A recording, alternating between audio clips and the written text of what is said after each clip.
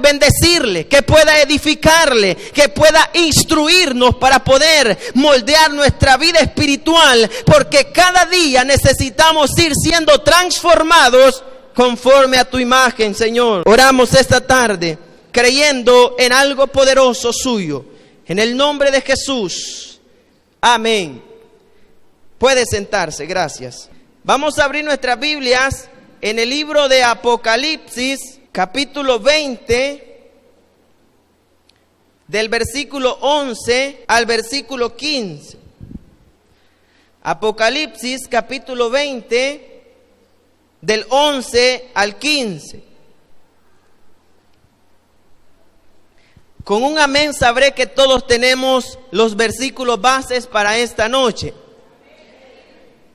Estamos ahí en el 11.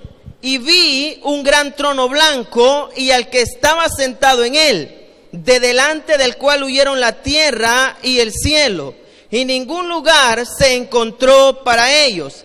Y vi a los muertos, grandes y pequeños, de pie ante Dios, y los libros fueron abiertos. Y otro libro fue abierto, el cual es el libro de la vida. Y fueron juzgados los muertos por las cosas que estaban escritas en los libros, según sus obras. Y el mar entregó los muertos que había en él, y la muerte y el Hades entregaron los muertos que había en ellos, y fueron juzgados cada uno según sus obras. Y la muerte y el Hades fueron lanzados al lago de fuego.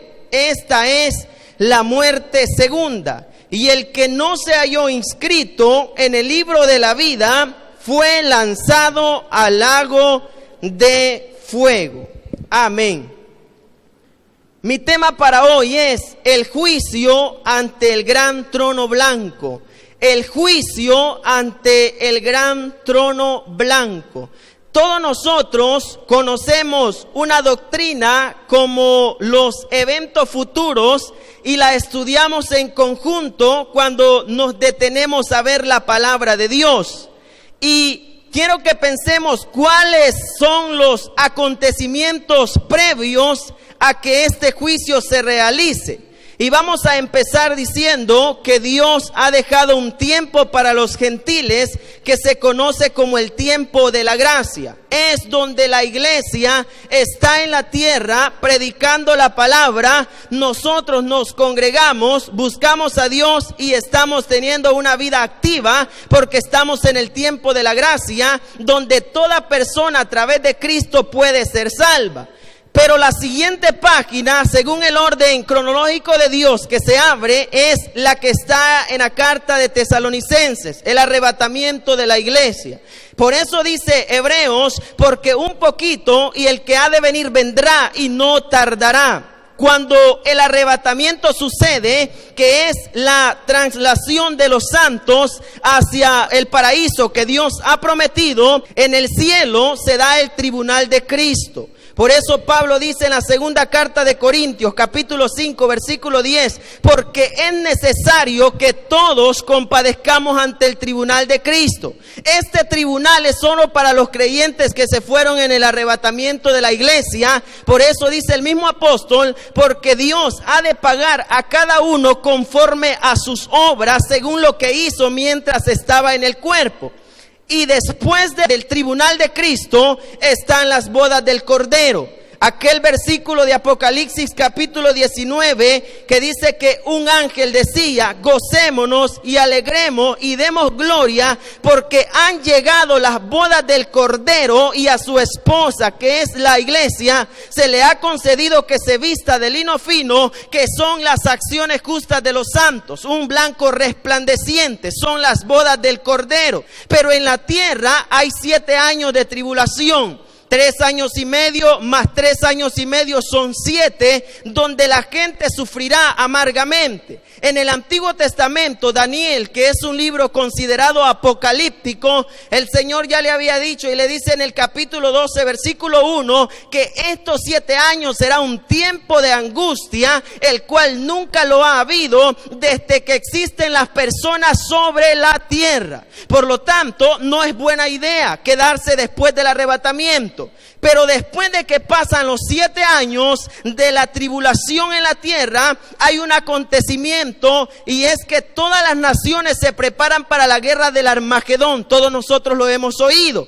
Pero en ese momento es cuando Cristo viene en su segunda venida. Y es ahí donde ya venimos todos nosotros como iglesia del Señor. Por eso dice el profeta Zacarías, capítulo 14, versículo 4, que sus pies se afirmarán sobre el monte Los Olivos, que está enfrente de Jerusalén, y este monte se partirá en 2, y ahí vendrá el Señor. Después de la segunda venida, el Señor mismo, dice Pablo, que con el resplandor de su gloria destruye al anticristo y al falso profeta, y empieza el reinado que se conoce como el milenio. El milenio son 1000 años de reinado de Jesús en la tierra. Esto está en Apocalipsis, capítulo 20, del versículo 1 al 10. Este reino será de paz. Será un reino donde todos los creyentes gobernarán. Será un reino de prosperidad. Todas las naciones saldrán a adorar a Jerusalén, porque ahí descendió el Mesías, y estarán con él por 1000 años. Después de que estos 1000 años pasan, dice la Biblia que algo sucede. Durante este tiempo Satanás está encadenado, porque un ángel descendió y lo envió al pozo del abismo y lo encadenó. Pero cuando pasa el milenio, Satanás es suelto nuevamente de donde está, del pozo del abismo, y empieza a engañar a las naciones. Y dice la Biblia que reúne un ejército como la arena del mar, incontable, y todo este ejército rodea el campamento de Dios, donde están los santos con él, donde está el Señor en Jerusalén. Todo esto lo rodean, pero dice que fuego del cielo les cae y los quema a todos, porque nadie puede contra la supremacía o la autoridad y el poder que Cristo tiene. Por eso a él se le ha dado un nombre que es sobre todos los nombres que hay en la tierra, porque su nombre es admirable, grande, poderoso, y él es incomparable. Y después de esta guerra, los seres humanos mueren, los que se rebelaron contra él. Y es ahí, hermanos, donde ustedes han oído hablar que hay 2 resurrecciones. La primera resurrección se da para los creyentes en el arrebatamiento de la iglesia. Pero la segunda resurrección es para los incrédulos o los que murieron sin Cristo. Y es ahí donde se da este momento. Por eso dice Apocalipsis 25, bienaventurado el que tiene parte en la primera resurrección.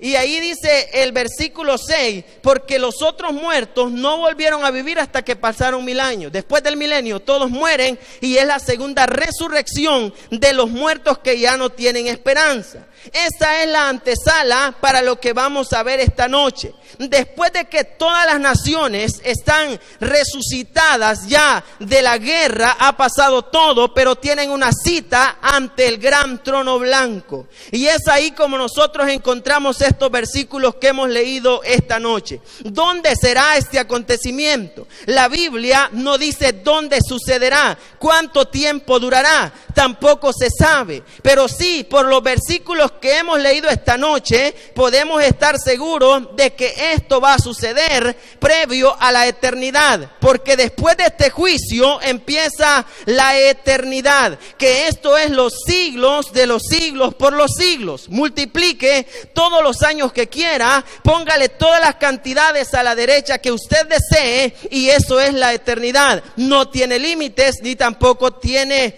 un fin. Por lo tanto, veamos nosotros qué pasará este día. Y en los versículos que hemos leído nos damos cuenta que primero habrá un juez. Mire el versículo 11. Y vi un gran trono blanco y al que estaba sentado en él. Un juez es una persona con autoridad para dictar un veredicto o hacer respetar las reglas de determinada nación. Pero como hablamos de este personaje que estará ahí, es alguien especial el día de este juicio. Este ser estaba en un trono blanco. El blanco significa pureza, santidad, rectitud, poder y autoridad. La integridad que se llevará a cabo en este juicio. Y algo especial, que en este trono estaba alguien sentado en él. En la historia bíblica encontramos nosotros que muchas personas se han sentado en tronos. Encontramos reyes, sacerdotes, presidentes y personas de alto rango social que han tenido un trono y han tenido algo de influencia humana. Vemos a Faraón cuando tenía a José, le dijo: te voy a dejar que gobernes toda mi casa, pero en el trono yo me sentaré porque yo ahí seré único. Hay un trono, lo vemos nosotros. También tenemos a David, donde Dios le dice: yo confirmaré tu trono y será fuerte. Tenemos también a Acab y a Josafat. Estos tenían su trono portátil. Era una silla cubierta dependiendo la clase social de la persona y la andaban. Josafat y Acab la tenían. Acab, rey de Israel, Josafat, rey de Judá, tenían su trono y lo andaban por ahí. Vemos a Salomón. Salomón es el que se describe que en la historia se ha sentado en el trono más hermoso que puede haber en la tierra. Dice primer libro de Reyes, capítulo 10, del versículo 18 al 20, cómo era el trono de Salomón. Era el más lujoso. Tenía 6 peldaños, tenía 2 leones cada peldaño, estaba cubierto de oro y de marfil. Pero aquí hay algo especial, que este día sobre ese trono no estará un rey terrenal ni cualquiera. Ese día estará alguien especial. Daniel ya había visto quién iba a estar sentado en ese trono, y por eso tenemos la cita en Daniel capítulo 7 versículo 9. El que se sentará ese día en ese trono para juzgar, porque este juicio es para condenación. Aquí nadie va a salvarse, sino que todos van a ser condenados. ¿Y quién se va a sentar ahí? Mire Daniel capítulo 7 versículo 9. Estuve mirando hasta que fueron puestos tronos, y se sentó un anciano de días, cuyo vestido era blanco como la nieve, y el pelo de su cabeza como lana limpia, y su trono llama de fuego, y las ruedas del mismo fuego ardiente. Por el contexto nosotros nos damos cuenta que está hablando del mismo juicio, del juicio del gran trono blanco. Este rey estará sentado ahí. Daniel lo vio y dice: será un anciano de días. Se refiere a la eternidad de este personaje que estará ahí. Se refiere su vestido blanco, la santidad de este ser especial que estará sentado en ese trono el día que ha de juzgar a todos los enemigos de él. Y este personaje se refiere a Jesucristo. Él es el anciano de días. Él es el que tiene su traje o sus vestiduras blancas. Él es el que tiene su pelo como blanca lana. Recordemos que Jesús vino a la tierra y dice la escritura que él no cometió pecado, sino que fue un ser santo en todo lo que él hacía. Por lo tanto, este día lo vemos sentado a él sobre este trono. Está vestido de blanco, tiene toda la autoridad. Todas las naciones se han hecho presentes ahí, los que murieron sin Cristo, y él está sentado en el trono. Y aquí hay una descripción del temor mundial que ha de suceder en este día, siempre en el versículo 11. Cuando las naciones vieron a ese rey del cual huyeron todos los habitantes de la tierra, dice el versículo 11. Cuando habla de los habitantes de la tierra, es un término usado para describir a los enemigos de Dios. En este juicio estarán solo los que van a ser condenados, y están todos los habitantes de la tierra, de delante del cual huyeron. La gente despreció a Jesús cuando vino en forma humana. Recuerde usted que él predicó, amó a muchas personas, pero muchos lo despreciaron. Por eso dice Juan que a los suyos vino, a los del pueblo de Israel, mas los suyos no le quisieron. Por eso a todos los que le han aceptado les ha dado potestad de ser hechos hijos de Dios. Pero esta gente no lo quiso, y por eso la tierra huye delante de él. Apocalipsis 6:16 dice que mucha gente dirá en aquel día: a los montes y a las peñas caed sobre nosotros y escondernos de la ira de aquel que está sentado en el trono. O sea que la tierra completa huye. Y también dice el escritor de Juan: el cielo, término usado para describir muchas veces la morada de Dios. Si nosotros le damos una aplicación práctica, podríamos decir que se refiere a todos los seres que también se rebelaron contra él, porque todos serán juzgados en este juicio del gran trono blanco, y ningún lugar se halló para ellos. Nadie podrá escapar de este juicio de los que murieron sin Cristo. No habrán peñas, montes, ciudades, aldeas, campos para poder huir. Todas las naciones, los que han muerto y resucitaron después del milenio, estos van a estar presentes, pero ya vamos a ver quién era. Y mire el versículo 12 y 13. Dice que todos darán cuenta en este gran juicio del trono blanco. Y vi a los muertos. Los muertos, sabemos que estos resucitaron la segunda resurrección de los condenados. Todos terrenalmente vamos a morir. Pero si morimos con Cristo, no estaremos en ese juicio. Estos muertos fueron los que murieron sin Cristo. Todos ellos van a estar ahí. Y van a estar para ser enjuiciados, no para recibir medallas, sino para recibir el castigo por el pecado que hicieron mientras estaban en la tierra. Y vio a los muertos grandes y pequeños. Esta palabra es aplicable al estatus social de cada persona. Vemos nosotros que en la era bíblica, personajes de mucho dinero fueron condenados por despreciar al Señor. Recordemos la historia que está en Lucas capítulo 16, versículo 24, donde estaba aquel rico, y la historia es la del rico y Lázaro. Este hombre despreció al Señor Jesús, no quiso nada con él, pero después que había muerto, estaba en una llama y le dice: manda a Lázaro que me moje aunque sea con la punta de su dedo, porque me estoy quemando y estoy siendo atormentado. Pero el Señor le dice: ya no se puede, le dice a Abraham, porque no pueden ir los muertos donde los vivos, ni los vivos donde los muertos. Significa de que ya estos muertos grandes, los que tenían dinero pero sin Cristo, serán juzgados. Y los pequeños, si podemos categorizar a Judas como uno de los pequeños, digamos que Judas va a estar presente también en ese lugar, porque Judas llegó en cierta ocasión donde los principales fariseos y les dijo: yo les ofrezco entregarle a Jesús, y dice que le ofrecieron 30 piezas de plata. Judas, muy contento, después de que había entregado a Jesús, Judas con esas 30 piezas, él dijo: yo no puedo ver esto. Corrió, se ahorcó, se murió, está en el infierno, y ese día va a ser juzgado, porque aunque fue pequeño económicamente, pero murió sin Cristo. Por eso es terrible que la gente no tiene nada, pero tampoco quiere a Jesús. No tiene nada en la tierra, pero no quiere el cielo tampoco, las bendiciones. Hay mucha gente que desprecia, pero este día los grandes y los pequeños van a estar delante de ese gran trono blanco y van a estar de pie ante Dios. Vaya conmigo ahí en el versículo para que vayamos todos analizando. Estarán de pie ante Dios. En la actualidad, Dios ha dejado a los predicadores para que adviertan a las personas de que la vida no consiste solamente en pasar en esta tierra. La vida no consiste en los logros que alcancemos terrenalmente. Son buenos, a la gente le ayudan, pero en la eternidad las cosas son diferentes, porque algo que logremos socialmente, si no tenemos a Jesús, en la eternidad no tiene sentido. Por lo tanto, este día la gente estará de pie ante Dios.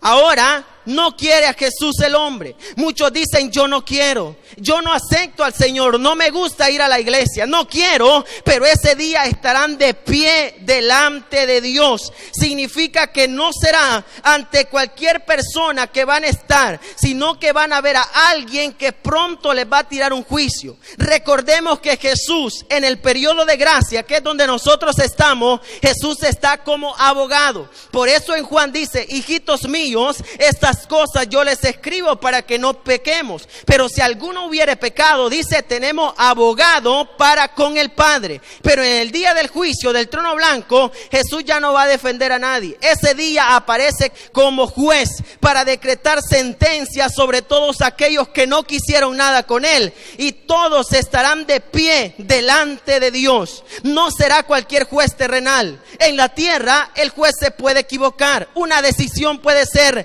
decretada injustamente, pero en este juicio no se equivocará el juez, porque sabe quiénes estarán ahí, y la gente tendrá que estar de pie delante de él. Y mire lo que dice el versículo 12.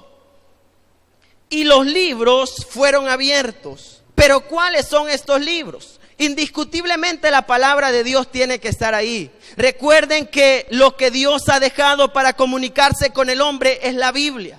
La Biblia es el manual donde Dios declara cómo podemos vivir una vida que agrade a Él y cómo también desobedecemos los mandatos que Él ha dejado. Por eso cuando Jesús estaba hablando, en cierta ocasión le dijo en el Evangelio de Juan capítulo 12 versículo 48, el que rechaza y no oye mis palabras, ya tiene quien le va a juzgar en aquel día. La palabra que he hablado, esta le va a juzgar, dijo Jesús. Por lo tanto, entre los libros que van a estar en ese juicio, tiene que estar la palabra de Dios. La palabra, por eso es una espada de dos filos, porque si nosotros como hijos de Dios estamos viviendo bien, Dios nos ha dejado las reglas para hacerlo. Pero si estamos viviendo mal, Dios también lo dice a través de la palabra sobre cómo debemos de caminar. Pero en el gran trono blanco estará la palabra de Dios. Pero ¿qué otro libro puede estar? Puede estar el libro de las obras, puede estar el registro total de todo lo que nosotros estamos haciendo.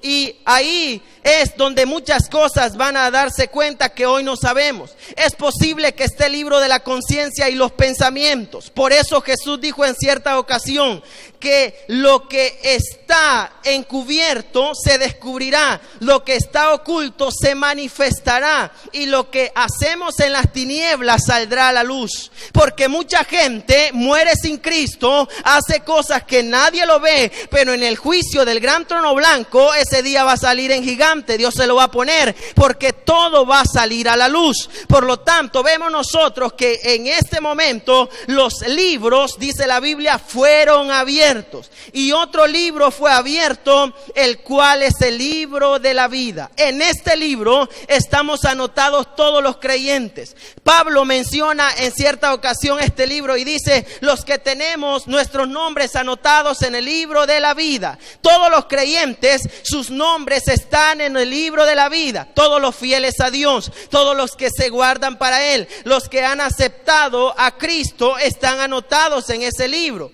Por eso lo dice Apocalipsis 21-27, que en la nueva Jerusalén solamente van a entrar aquellos que sus nombres estén inscritos en el libro de la vida. No hay otro método de entrar y de escapar de este juicio, solamente que estemos inscritos ahí. Pero los que están en este juicio, ellos no están inscritos en ese libro. Por eso el libro está ahí, para que ellos vean que Dios no va a cometer injusticia con el veredicto que van a recibir, sino que todo será con justicia. Y fueron juzgados por las cosas escritas en los libros según sus obras. Dios no olvida nada de lo que el hombre hace mientras vive en la tierra.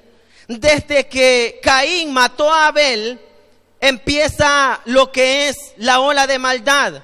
Desde que Satanás engaña a Eva. Pero el primer asesinato fue el que cometió Caín contra la sangre inocente de Abel. Y así sucesivamente empieza una ola de depravación en la tierra. Y este día la Biblia dice que todos los muertos, los que murieron sin Cristo, van a salir ante este trono y serán juzgados según las cosas que están ahí.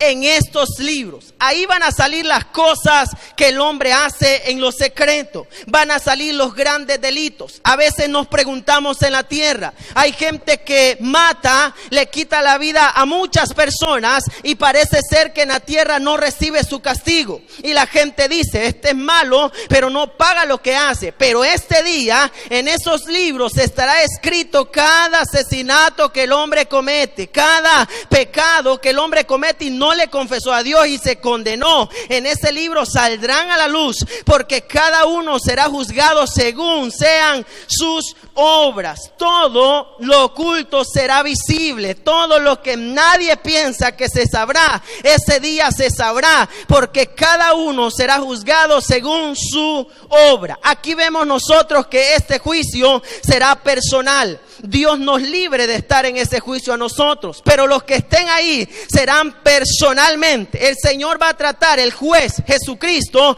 va a tratar con cada uno de los que estén ahí llamados a ese juicio, y con ellos empezará a hablar uno por uno, porque es necesario que todas las obras que hayan hecho en esta tierra sean juzgadas. Más que Dios nos ayude a nosotros que ya conocimos al Señor Jesucristo, porque dijo Jesús en cierta ocasión que sería más tolerable el castigo para Sodoma y para Gomorra que para aquellos que desprecian la palabra de Dios. Sodoma y Gomorra fue una ciudad depravada en la inmoralidad, en las cosas malas, pero Jesús dijo: esto va a ser más tolerable que para aquel que oye la palabra y la desprecia. O sea que ese juicio será, pero terrible, terriblemente desastroso para aquellos que estén ahí, porque cada uno será juzgado según sean sus obras.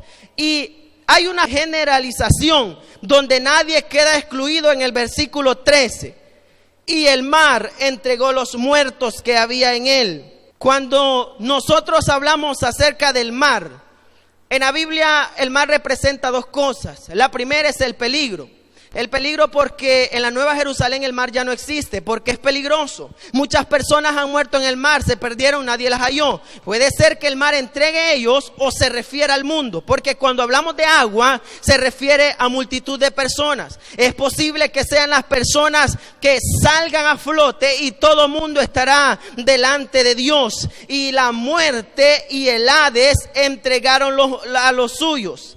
La muerte y el Hades, estos dos son hermanos inseparables. La muerte, recuerde usted que es el ser perverso que entró, es un ángel que entró para cortarle la vida al hombre desde que el pecado entró. El pecado le abrió la puerta a la muerte, y la muerte le quita la vida a muchas personas. El Hades es el lugar que para los griegos significa infierno, pero aquí el Hades se personifica, como que el Señor llama por nombre, dice Hades, y no habla de lugar, específicamente habla de un ser perverso, y dice: y la muerte y el Hades entregaron sus muertos. Hay mucha gente que en este momento está en el Hades. Esta gente está en un lugar que nosotros conocemos como infierno. Esta es una palabra que significa tormento. Los que han muerto sin Cristo están en el infierno, están sufriendo. Desde Caín hasta el último que muere sin confesar sus pecados,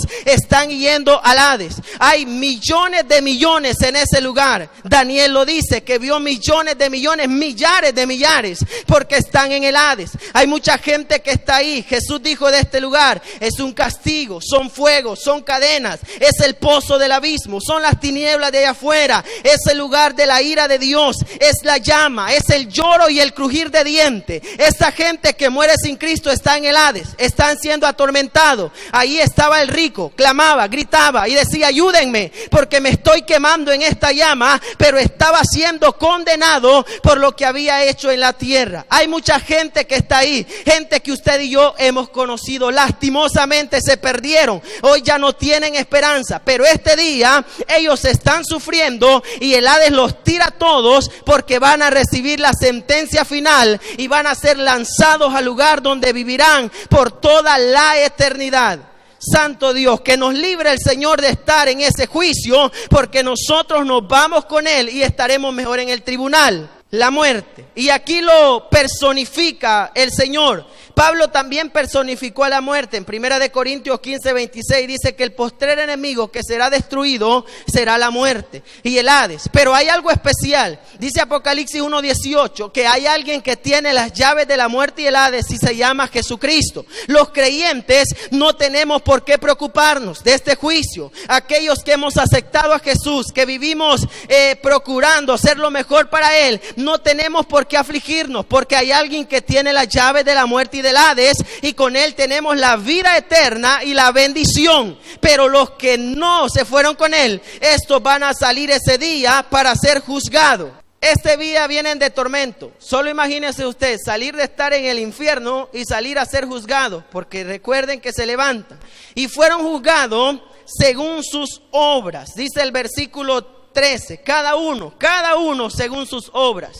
Aquí no hay una generalización. más bien es un trato personal. Hoy en día a la gente se le dice, venga y acepte a Jesús, pero la gente dice no. Pero ese día van a recibir el peor juicio que jamás se puede recibir. La gente se asusta, 30 años en la cárcel, 60, 20, 25, pero ahí es la eternidad. Y cada uno será juzgado según sus obras. Ahí no existirá la palabra excusas. Ahí no van a haber excusas. Nadie va a poder decir, yo no fui o no me salvé por mi vecino, la fulana, el fulano. No, ese día todos van a dar cuenta según sea la obra que haya hecho. No podrán culpar a nadie. No existirá la palabra culpa. Fue por él. Dios a cada uno le llama según fue lo que hizo en la tierra para decretarle el veredicto final. Y ninguno será hallado ignorante. Por eso Jesús dijo, el Hijo del Hombre viene en la gloria con su Padre y los ángeles a pagar a cada uno según sea su obra. Hay gente que dice, pero yo soy rápido, soy listo, yo soy astuto, yo puedo hacer lo que quiera, a mí nadie me ve, nadie sabe, pero este día recibirá el pago según fue la obra si no se arrepintió, porque este juicio es lágrima, quizás dolor, llanto, este día no tendrán valor porque el tiempo oportuno es ahora, pero cuando estén ahí por todo lo que se haga, nadie podrá librarse porque cada quien será juzgado según lo que hizo. Y será un tormento eterno. Eso va a ser terrible. Mire lo que dice el versículo 14 y 15. En este momento es lo más terrible que le podría pasar a alguien. Y mire el 14. Y la muerte y el Hades fueron lanzados al lago de fuego. Y esta es la muerte segunda. ¿Quiénes viven en el lago de fuego? Cuando Cristo viene en su segunda venida, dice Apocalipsis capítulo 19 versículo 20 que la bestia, que es el anticristo, fue apresada y con ella el falso profeta, y estos dos fueron lanzados vivos al lago de fuego. Ellos dos viven en el lago de fuego porque Cristo viene con el resplandor de su gloria y se van vivos al lago de fuego. Esa es la terminación del anticristo. Esos son los primeros. Pero ¿quién es el tercero que llega también ahí? Este es Satanás. Apocalipsis capítulo 20 versículo 10. Y el diablo que los engañaba fue lanzado al lago de fuego, pero mire cómo dice, y azufre. No un lago común y corriente, sino azufre, el peor magma ardiendo que usted se pueda imaginar. Ese día serán lanzados. Ahí hay tres ya en el lago de fuego. Está la bestia, que es el anticristo, el falso profeta, y Satanás. Pero aquí van dos que le van siguiendo también. Y la muerte y el Hades fueron lanzados también al lago de fuego. Aquí vimos nosotros que ya se personifican. Los dos son lanzados a ese lugar. Hay 5 personajes en ese lugar. El hombre no fue creado para ser condenado. Ningún hombre fue creado para ir al lugar de tormento. Por eso el Señor dijo que ese lugar fue hecho para Satanás y los demonios. Por eso es estrenado por el anticristo, por el falso profeta, por Satanás, por la muerte y por el Hades. Lastimosamente, mucha gente ese día también van a ir a ese mismo lugar porque decidieron desobedecer a Dios, decidieron no seguirle, y por eso tendrán que hacerle compañía a estos seres tan perversos. Es mejor que nosotros en esta tierra suframos y que gocemos por toda la eternidad. Este día a nadie le podrá ayudar lo que alcanzó en la tierra, lo que logró no. Este día solamente valdrá algo: la fe que tuvimos en Cristo Jesús, porque nos libró y no llegamos hasta ahí. Los que llegaron fueron los que no tuvieron esta fe y por eso serán condenados. ¿Y a dónde los lanzan? Al lago de fuego. Este lago es un lago bastante terrorífico por las descripciones que da la Biblia. Dice que es un lago de fuego con azufre. Es algo que nadie se puede imaginar. No se imagina usted cómo es. Muchos escatólogos tratan de ubicarla dónde está exactamente, pero ninguno sabe, porque la Biblia no lo revela. Pero sí se sabe que es un lugar donde pasarán en la eternidad todos los que se rebelaron contra Dios y todos los que siguieron a Satanás. Estos pasarán ahí. ¿Y cómo es que van a pasar ahí? Porque la gente a veces se pregunta, pero en este juicio, si yo me mandan al fuego, ahí me deshago por completo. No. Así como el creyente, nosotros recibiremos un cuerpo glorificado, también los incrédulos recibirán un cuerpo que sea apto para recibir la condenación, sentir el dolor, pero sin poder desaparecer. Esto es algo terrible y que Dios nos libre. Pienso que ser lanzado al lago de fuego será la peor angustia que jamás alguien haya vivido. La fama no le podrá ayudar a nadie, a la gente que despreció a Jesús, pero en ese momento que van para ahí, esa es la peor angustia que el hombre puede vivir. Si lloramos con unas calorcitas que nos dan de vez en cuando algo fuerte, no quiero imaginar cómo será ese día de tormentoso. Hay razones para predicar, para decirle a las personas que la vida no consiste en las cosas de esta tierra, sino que hay una morada especial, es con el Señor. Pero el que decide despreciar esa morada tendrá su parte asegurada en el lago de fuego que arde con azufre, y esta es la muerte segunda. El creyente nace 2 veces y muere una vez. Nacimos por nuestra madre, nacimos en Cristo Jesús. Por eso Jesús le dijo a Nicodemo: el que no naciere de nuevo no puede ver el reino de Dios. El creyente nace 2 veces y muere una. Nos van a llevar al cementerio, vamos a morir, Cristo nos levanta y nos vamos con Él en gloria. Pero el inconverso nace una vez y va a morir 2 veces. Nace una vez porque nació de su mamá, pero no quiso aceptar al Señor Jesús, murió, lo llevaron al cementerio y no tuvo nada con el Señor. Entonces la muerte segunda es en el lago de fuego, que ahí es por toda la eternidad y nadie podrá justificarse ahí. Esta es la peor sentencia jamás escuchada. Y veamos lo que dice el versículo 15. Este juicio será terrible, será lo más desastroso que le pueda pasar al hombre. Ni por cerca pensemos nosotros estar ahí. No se nos ocurra apartarnos de Dios. Mire el versículo 15 lo que dice: y el que no se halló inscrito en el libro de la vida fue lanzado al lago de fuego. ¿Por qué hay gente que no está inscrita en el libro de la vida? Para ser inscrito en el libro de la vida hay un requisito: aceptar a Jesús. Ese es el requisito y somos inscritos en el libro de la vida. Pero ¿por qué mucha gente no está inscrita en el libro de la vida? Porque ese día el Señor pasará lista. Todos los que están ahí, nadie podrá justificarse. Todas las naciones de la tierra, todos los que murieron desde Caín, desde todos los que han hecho maldad, estarán ahí y no se hallaron inscritos en el libro de la vida. ¿Por qué no estaban ahí?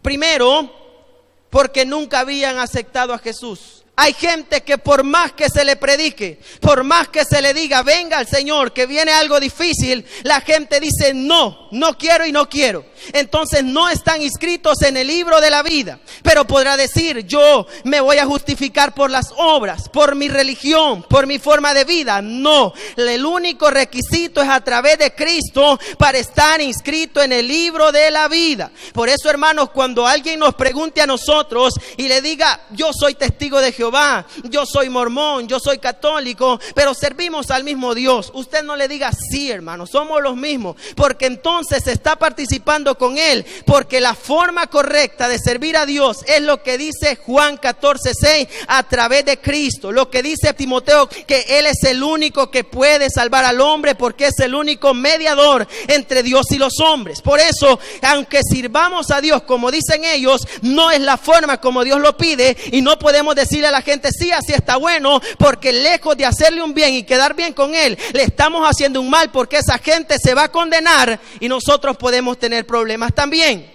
Aparte de eso, no nos conviene. Esta gente nunca aceptó a Jesús. Se les predicó en campañas, en cultos, oyeron un mensaje en radio, en televisión, pero no. Y este día serán lanzados al lago de fuego porque no estaba su nombre inscrito en el libro de la vida. Pero ¿por qué más no estará inscrito el nombre en el libro de la vida? Porque algunos nombres fueron borrados. ¿Por qué? ¿Por qué el nombre de nosotros puede ser borrado? Primero, por pecar y no arrepentirnos. ¿Sabe que el pecado es enemigo de Dios? Usted va a oír una teoría que suena mucho y es aquella que dice salvo, siempre salvo. Esta teoría no es nueva. Esta teoría viene desde la era media aproximadamente. Mucha gente la tomó y ellos tienen esa teoría salvo, siempre salvo. Peque, haga lo que quiera, que después usted tiene la salvación segura. Pero la Biblia dice que el que peca y no se arrepiente, Dios borrará su nombre del libro de la vida. Éxodo capítulo 32, versículo 33. Jehová le dijo a Moisés: el que pecare contra mí, a este yo borraré de mi libro. O sea que tenemos nosotros el acceso para pedir perdón, pero muchos nombres fueron borrados porque pecaron y nunca se arrepintieron, porque iban al templo o asistían a una congregación, pero vivían en pecados ocultos, hacían maldades que nadie los veía, pero nunca se lo confesaron a Dios. Y este día te darán cuenta que su nombre jamás estará en el libro de la vida, porque el pecado los separó de Dios. Pero ¿por qué más el nombre puede ser borrado? Por ser unos cobardes y no vencer. Cuando Dios le escribe a las iglesias, les dice a una de ellas: el que venciere no sufrirá daño de la segunda muerte. ¿Cuál es la segunda muerte? Dijimos cuando van al lago de fuego. Pero aquí dice: el que venciere no va a sufrir este daño. Pero significa que va a haber gente que no va a vencer. Y la gente que no venció, esta gente sufrirá el segundo daño, que es la muerte segunda. Por eso este camino, dice la Biblia, es para los valientes, porque solamente ellos lo pueden arrebatar. El premio no es al comenzar, el premio es al final. Esta gente quizás un día estuvieron inscritos, pero se apartaron de Dios, empezaron a hacer las cosas como ellos querían, y por no vencer fueron cobardes. Dios los borró del libro de la vida, porque ahí están inscritos solo los vencedores, y esos somos nosotros. Pero ¿por qué más el nombre puede ser borrado del libro de la vida? Por quitar palabras al libro sagrado de Dios. ¿Sabían eso ustedes, hermanos? Que hay una sentencia para aquel que quite palabras de la Biblia, del libro de Dios. Mira lo que dice Apocalipsis 22, 19. Porque este día mucha gente le está reclamando a Dios y le dice: pero yo aparezco ahí. Pero aquí hay tres cosas que muchos nos pueden impedir. ¿Por qué el nombre no apareció? No se fueron en el rapto y hoy son juzgados. ¿Qué dice Apocalipsis 22, 19? Si alguno quitare las palabras del libro de esta profecía, Dios quitará su parte del libro de ¿qué, hermano? De la vida y de la santa ciudad y de las cosas que están escritas en este libro. Por quitarle palabras al libro sagrado de Dios, al hombre le puede ir muy mal, y Dios puede quitarle también su nombre del libro de la vida. Esto es como que Dios me llama, predico, pero yo le digo a usted solo cosas bonitas, le digo cosas hermosas, pero no le digo la realidad que hay después de la muerte. Corro peligro y ser hallado un falso predicador por no advertir las cosas que Dios dejó, que quiere que el hombre sepa que hay un juicio para todo aquel que no se arrepiente. Pero mire lo que dice la palabra del Señor, que estos fueron lanzados al lago de fuego. Y muchos comentaristas atribuyen aquí el versículo que está en Mateo 7, del versículo 21 al 23. Y muchos me dirán en aquel día: Señor, Señor, en tu nombre profetizamos. Porque hay mucha gente que le gusta profetizar, le gusta, pero este día le dicen: Señor, profetizamos, pero ¿por qué estamos ante este gran juicio si éramos profetas? Pero el Señor nunca los conoció. Eran profetas que no eran llamados de Dios. Muchos le dirán: en tu nombre echamos fuera demonios y le reprendíamos y la gente nos veía, y yo era creyente y reprendí los demonios, pero está en el juicio porque no se salvó. Y muchos le van a reclamar y le van a decir: en tu nombre hicimos milagros. Santo Dios, esto es terrible. Jesús les dijo a los discípulos un día: Señor, le dijeron, me alegra que los demonios se nos sujetan en tu nombre, los echamos fuera. Y el Señor les dijo: me gusta, pero alégrense más porque sus nombres están inscritos en el libro de la vida. Significa que los milagros no es garantía de que mi nombre esté allá, porque muchos le van a decir en aquel día al Señor: en tu nombre hicimos milagros, pero el Señor les va a decir: nunca los conocí, hacedores de maldad. Y estos serán lanzados al lago de fuego, aunque quisieron excusarse, pero no tuvieron opción. Entonces vivirán en la eternidad separados de Dios. Esto es terrible. Allí estará Satanás, estará el falso profeta, el anticristo, la muerte, el Hades y todos los que desobedecieron al Señor, los que decidieron apartarse, los que pecaron y no confesaron, los que quitaron palabras al libro de Dios. Estos estarán ahí y están a punto de recibir la peor sentencia, que es el lago de fuego, que es la terminal de todos aquellos que se rebelaron contra Dios, que no quisieron nada con Él, que decidieron hacer las cosas a su manera. Aquí se verá el lloro y el crujir de dientes, dijo Jesús. Pero mire lo que dice la palabra: vivirán ahí por siempre. La terminación final de todos los pecadores. Y esta es la morada por los siglos de los siglos. Porque a veces la gente pregunta, hermano, ¿y qué pasará con al final de todos los tiempos? ¿Qué pasará?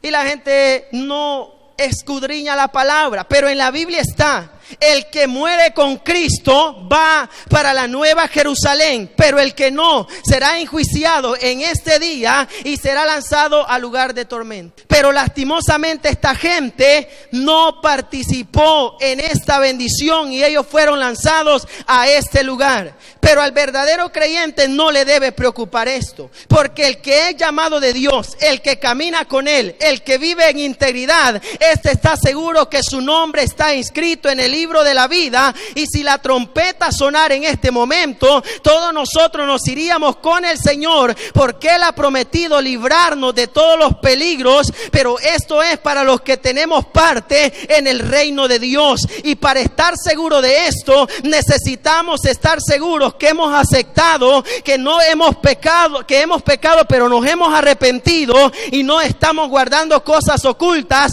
porque puede ser peligroso. Por eso el Señor dice que en su nueva ciudad no entrará mancha ni arruga, sino aquellos que estén viviendo en santidad. Y estos que tuvieron su vida desordenada, estos terminarán en este juicio y será terrible. Pero Dios nos ha llamado a nosotros para que nuestra vida esté puesta en Él y podamos librar nuestra existencia y tengamos parte con Él por toda la eternidad. Porque si estamos en Cristo, no estaremos en este juicio, pues Dios ha perdonado todos nuestros pecados y tiene preparadas cosas grandes en el tribunal de Cristo, donde todo el esfuerzo del creyente será premiado, donde cada vez que venimos a este culto, Dios lo va a pagar. Pero los que no, estos tienen su parte en este juicio también. Pero que Dios nos dé fortaleza para que en este juicio el Señor nos tenga en su gloria. Si hay algo que debemos estar seguros, de nuestra vida con Dios. Y si no lo estamos, hoy podemos asegurarnos. Mientras hay vida y esperanza, Jesús está como abogado, intercediendo. Hay pecado, pero nosotros le pedimos perdón. Él intercede ante Dios y Él nos perdona. Pero en este juicio Él viene como juez a condenar a todos los que no se arrepintieron. Y es mejor ver a un Dios de amor que ver a un Dios airado. Porque la gente dice: Dios es amor. Es cierto, Dios es amor, pero también es fuego consumidor. Dios es bueno, es cierto, pero juzgará al malo también. La Biblia así lo dice, y es ahí donde nosotros tenemos que estar seguros que estamos con Él, porque esta gente que se fue sin Él serán juzgados y será terrible. Juan ve esto y quizás Juan se espanta porque dice: y yo vi un trono alto, blanco, sublime, y el que estaba sentado sobre él, sobre el cual huyeron los cielos, la tierra, y ningún lugar se encontró para ellos. Y los muertos, los grandes, los pequeños, todos ellos, dice que salieron, y los libros fueron abiertos, y otro libro fue abierto, el cual es el libro de la vida, y fueron juzgados los muertos según sus obras, y el mar entregó los muertos, la muerte y el Hades también, y fueron juzgados. Y dice la Biblia: y el que no se halló inscrito en el libro de la vida fue lanzado al lago de fuego, que es la muerte segunda. Pero nosotros tenemos esperanza en Cristo y tenemos oportunidad Recordemos que ese día el Señor será el juez. Todos darán cuenta y será un tormento eterno. Pero hoy es el día de la oportunidad. Y decirle al Señor, oí ese mensaje y sé que lo dice la palabra. Y yo me pongo bien contigo porque sé que me llevarás en el arrebatamiento de la iglesia. ¿Cuántos dicen amén? El juicio ante el gran trono blanco. Dios nos libre de estar ahí, pero será terrible para los que estarán. Pongámonos de pie esta noche, hermanos, y le vamos a decir al Señor: gracias por el privilegio de salvarnos y por librar nuestra vida. Porque esta tierra, Señor, es pasajera. Hay verdades fundamentales de la palabra de Dios que no podemos obviar. Y es que hay una eternidad en gloria o hay una eternidad en dolor. Pero esta noche, Señor, a nosotros nos has salvado, nos has perdonado. Y hoy podemos estar seguros que podemos encontrar paz, podemos encontrar esperanza, podemos tener asegurada la eternidad, podemos tener libre nuestra vida, porque estaremos en el tribunal, pero no en el juicio. Pero, Señor, oramos para aquellos que no tienen todavía esa esperanza. Señor, toque esos corazones. Padre, por favor, salve esas personas, liberte vidas, Señor, en este momento, para que usted pueda salvar conforme a Cristo, porque Él es el único que puede salvar. Señor, esta tarde fortalece nuestra fe, ayúdenos a ser vencedores, ayúdenos a reconocer los pecados y arrepentirnos cuando te fallamos, para que podamos tener parte en el reino de Dios. Esta tarde, Señor, te damos gracias por esta palabra que hemos tenido, y que sea su Espíritu Santo el que ministre a todos los que la han escuchado, que podamos estar firmes, que no desmayemos, que sigamos perseverando, porque hemos conocido tu palabra y no podemos quedarnos a medio camino. Necesitamos avanzar, porque el premio es al final. Hermanos, tenemos que seguir en la lucha. Dios nos ha llamado para bendecirnos. Él no creó ese lugar para el hombre, Él no creó ese lugar para el ser humano, pero a nosotros nos ha librado, porque tenemos la fe de Cristo, estamos con el Cordero y con Él nosotros seremos vencedores, porque Él nos tiene un lugar guardado. Por eso Pablo dice que aunque esta morada terrenal se desvanezca, en los cielos tenemos una morada no hecha a mano de hombre, sino diseñada por el Rey, por Jesucristo, el que nos salvó, el que nos llamó. Pero hay de aquel que